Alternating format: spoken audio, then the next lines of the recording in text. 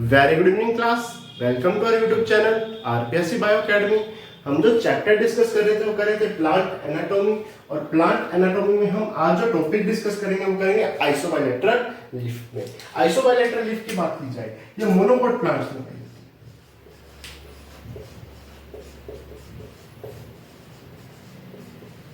Monocot plants में पाई जाती है। आइसोबायलैटरल लीफ की बात की जाए, देखिए यहाँ पर जो सनलाइट है वो इक्वल पहुंचती है, ठीक है। सनलाइट इक्वल एरिया में पहुंचती है, यानी यहाँ पर कोई सनलाइट एक तरफ ज्यादा है एक तरफ कम नहीं पहुंचती, इक्वल सनलाइट पहुंचती है हर साइड पर। तो यहाँ की जो स्ट्रक्चर होगी वो बिल्कुल लगभग कैसी होगी, सेम होगी, यहाँ पर ज्यादा चेंजेस नहीं आएंगे, ठीक है। जैसे मैं एपिडर्मिस की बात करूं,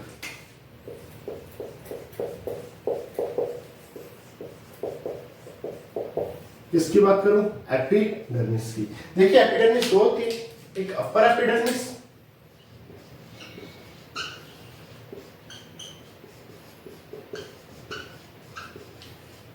एक लोअर एपिडर्मिस।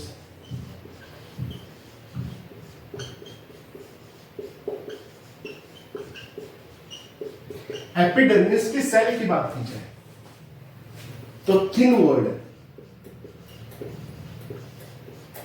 कैसी है, पतली भित्ति वाली कोशिकाएं, सिलेंड्रिकल इन शेप,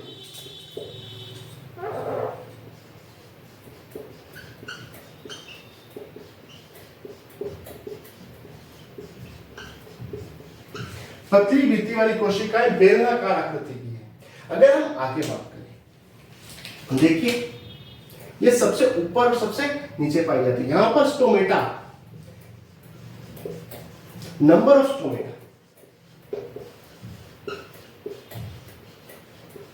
दोनों तरफ से होंगे, चाहे आप अपर एपिडर्मिस की बात कीजिए चाहे लोअर एपिडर्मिस की बात कीजिए, नंबर ऑफ स्टोमेटा क्या होंगे, सेम। यानी जितने स्टोमेटा अपर एपिडर्मिस में पाए जा रहे हैं उतने ही स्टोमेटा लोअर एपिडर्मिस में पाए जाएंगे। दोनों तरफ क्यूटिकल का आवरण पाया जाएगा, क्यूटिकल का आवरण पाया जाएगा जिसकी थिकनेस दोनों तरफ सेम। अब सब चीजें सेम क्यों हो रही है, क्योंकि सनलाइट हर एरिया पर इक्वल जा रही है, हर साइड पर इक्वल सनलाइट जा रही है, जिस कारण से दोनों तरफ स्टोमेटा की संख्या समान, दोनों तरफ क्यूटिकल की मोटाई समान। अगर हम आगे चलें, ये इसमें जो एपिडर्मिस होती है इसकी अगर मैं बात करूं, यहां पर बेसिकली क्या होता है कि क्लोरोप्लास्ट नहीं पाया जाता, तो ये फोटोसिंथेसिस नहीं कर सकती।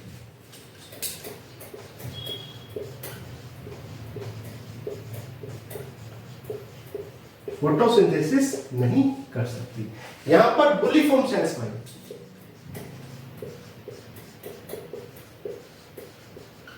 बुलिफॉर्म सेल्स पाई जाती हैं।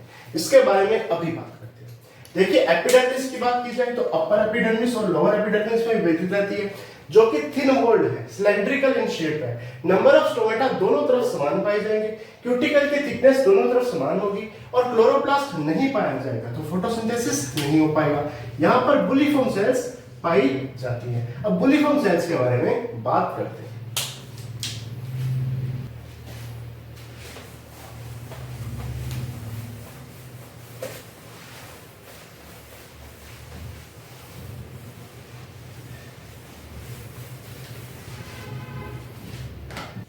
देखिए अगली चार लाइनें पेश है बुलिफॉर्म सेल्स पर।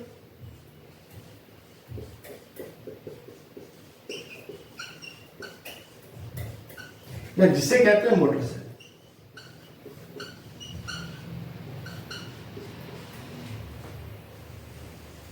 बुलिफॉर्म सेल्स या मोटर सेल्स की बात की जाए, यह पाई जाती है ग्रासेस में, ग्रास में, मेज यानी मक्के में। बेसिकली मोनोकोट में ही पाई जाती है, ठीक है। होता क्या है सर, जो अपर एपिडर्मिस है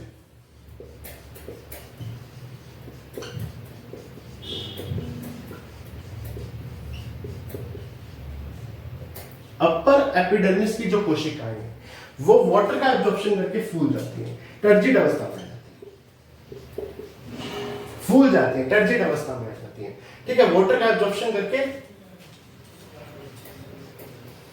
टर्जिड अवस्था में आ जाती है, ये कलरलेस हो जाती है,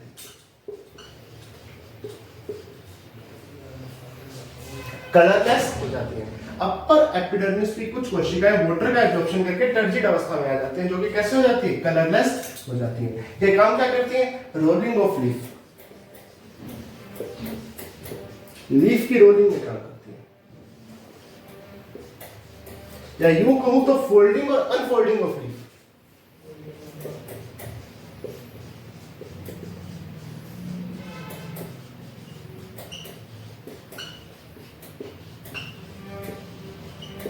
लीफ की फोल्डिंग और अनफोल्डिंग में काम में आती है, या वाष्पोत्सर्जन की दर को कम करती है, ट्रांसपिरेशन रेट को कम करती है, वाष्पोत्सर्जन की दर को कम करती है, ट्रांसपिरेशन रेट को कम करती है।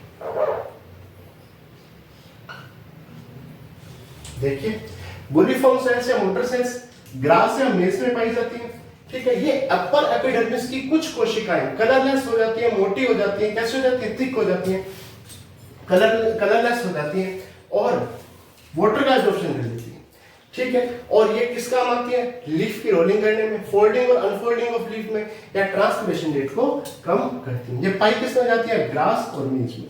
ये इंपॉर्टेंट है, ये इंपॉर्टेंट है। अब एपिडर्मिस के बाद आगे चलते हैं।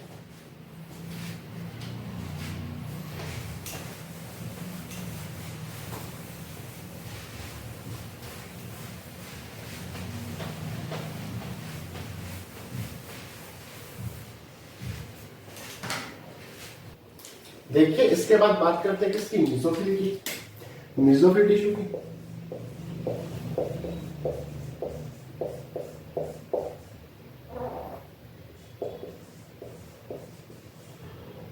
मेसोफिल टिश्यू की बात की जाए, बेसिकली ये स्पंजी टिश्यू और पैलिसेड टिश्यू में डिफरेंशिएट नहीं हो पाता।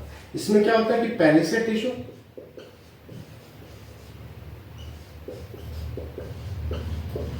और स्पंजी टिश्यू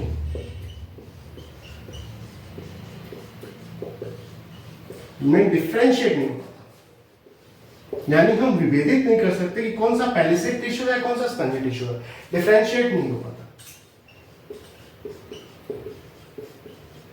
नहीं हो पाता। अगर हम आगे बात करें, ये सब पैरेंकाइमेटस सेल्स है, पैरेंकाइमा की बनी कोशिकाएं, पैरेंकाइमेटस सेल्स है, पैरेंकाइमा की बनी हुई कोशिकाएं हैं जो कि थिन वॉल्ड होती हैं। कैसी हैं, पतली भित्ति कोशिकाएं। अगर हम आगे बात करें, इनमें क्लोरोप्लास्ट पाया जाता है, क्लोरोप्लास्ट पाया जाता है, फोटोसिंथेसिस काम करती है,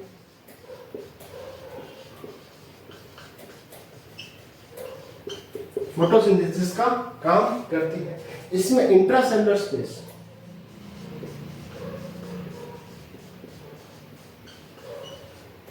इंट्रासेलुलर स्पेस या तो एब्सेंट होता है या बहुत कम होता है, ठीक है। मेसोफिल सेल की बात की जाए, पैलिसेड टिश्यू और स्पंजी टिश्यू में डिफरेंशिएट नहीं हो पाती, पैरेंकाइमा की बनी हुई कोशिकाएं जो कि थिन वॉल्ड है, पतली भित्ति कोशिकाएं। क्लोरोप्लास्ट पाया जाता है जो कि इसमें फोटोसिंथेसिस करने का काम करता है। इंट्रासेलुलर स्पेस या तो कम होता है या बहुत एब्सेंट ही होता है। मेसोफिल टिश्यू आ गया। मेसोफिल टिश्यू के बाद अब बात करते हैं किसकी, वैस्कुलर बंडल की।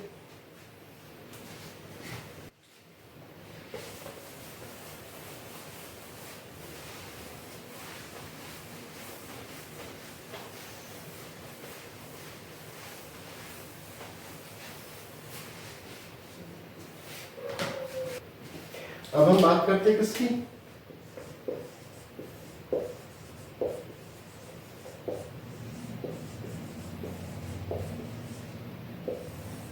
वैस्कुलर बंडल की बात करते हैं।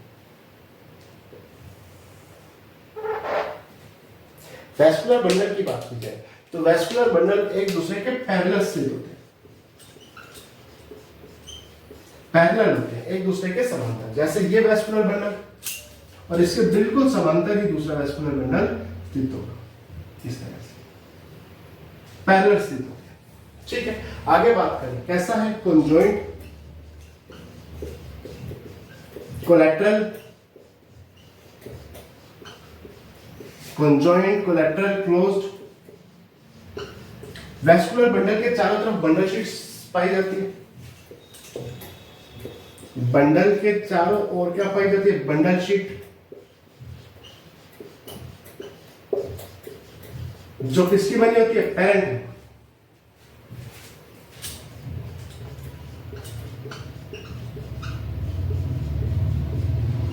किसकी बनी होती है? पैरेंट काइमा की। बंडल शीट के चारों तरफ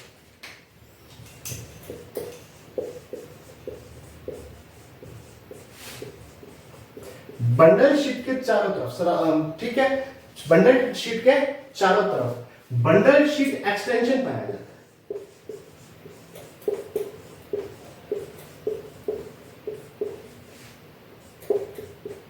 एक्सटेंशन पाया जाता है,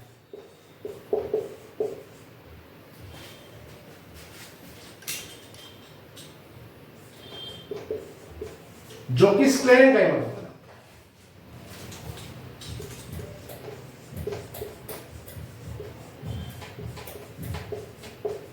इसका बना होता है, स्क्लेरेन काइमा का बना होता है। देखो वेस्कुलर बंडल एक दूसरे के पैरेलल पाए जाते हैं, कॉन्जॉइंट कोलैटरल क्लोज होते हैं, बंडल के चारों तरफ बंडल शीट पाई जाती है जो कि पैरेंट काइमा की बनी होती है। बंडल शीट के चारों तरफ बंडल शीट एक्सटेंशन पाया जाता है जो कि स्क्लेरेन काइमा का बना होता है। बेसिकली बंडल शीट में जाइलम और फ्लोएम दोनों पाए जाते हैं, जाइलम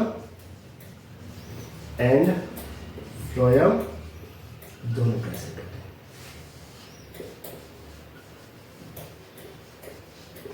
ठीक,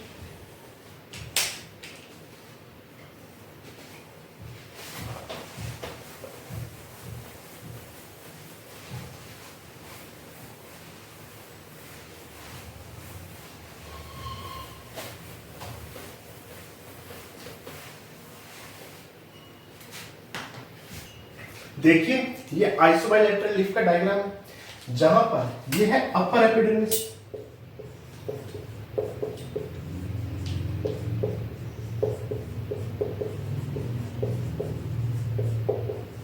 ये है लोअर एपिडर्मिस।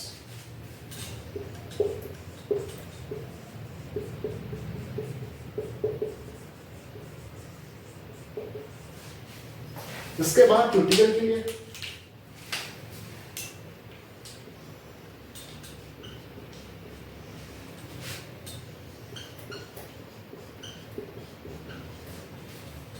ये मेसोफिल सेल्स है जो आइसोडायमेट्रिक है,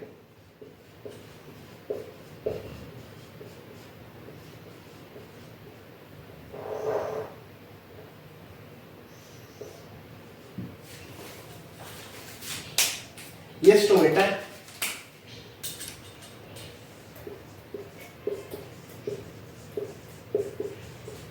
ये सब स्टोमेटल कैविटी,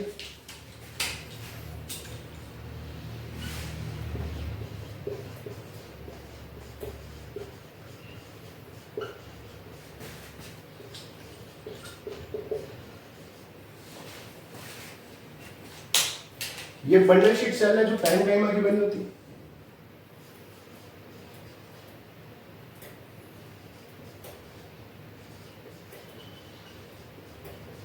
ये बंडल शीट एक्सटेंशन है जो स्क्लेरेनकाइमा का बना हुआ है। बंडल शीट एक्सटेंशन जो किसका बना हुआ है? स्क्लेरेनकाइमा का। स्क्लेरेनकाइमा का बना हुआ, ये जाइलम है,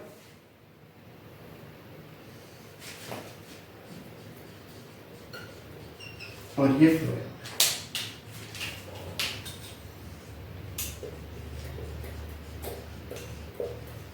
ये आइसोबाइलेटरल लीफ की बात की जाए, यहाँ पर दो प्रकार के एपिडर्मिस है, अपर एपिडर्मिस, लोअर एपिडर्मिस, दोनों के ऊपर क्यूटिकल की लेयर पाई जाती है जिसकी थिकनेस समान होती है।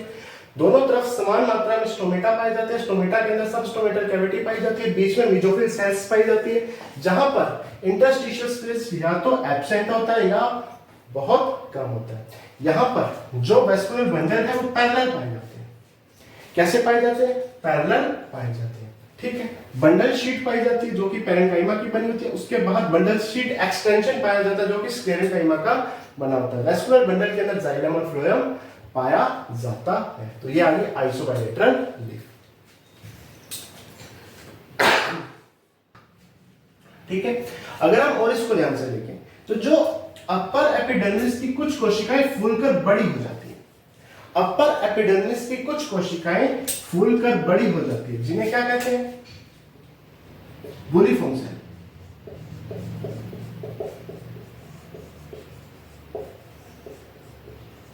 वुलिफॉर्म सेल्स कहते हैं। बंडल शीट सेल की कुछ कोशिकाएं फूलकर बड़ी हो जाती है, जिसे हम क्या कहते हैं? बंडल शीट सेल्स कहते हैं। ठीक है, ये सेल्स वाटर के कारण फूलकर बड़ी हो जाती है, वाटर के एब्जॉर्प्शन के कारण फूलकर बड़ी हो जाती है, जो लीफ की कोयलिंग में हेल्प करती है। अब आगे चलते हैं। तो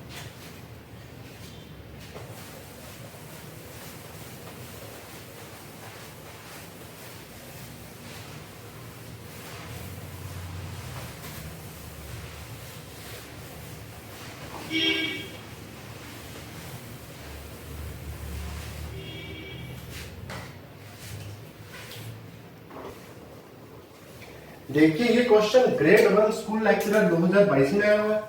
motor cell are found in, motor cell कहां पाई जाती है? अपर एपिडर्मिस में, नेरियम लीफ में, क्लेडोड में, फाइलोक्लेडोड में, मेस लीफ में। हमने देखा था कि मेस के लीफ में और ग्रासेस में ये पाई जाती है। किसमें आया? ग्रेड 1 2022 के एग्जाम में आया।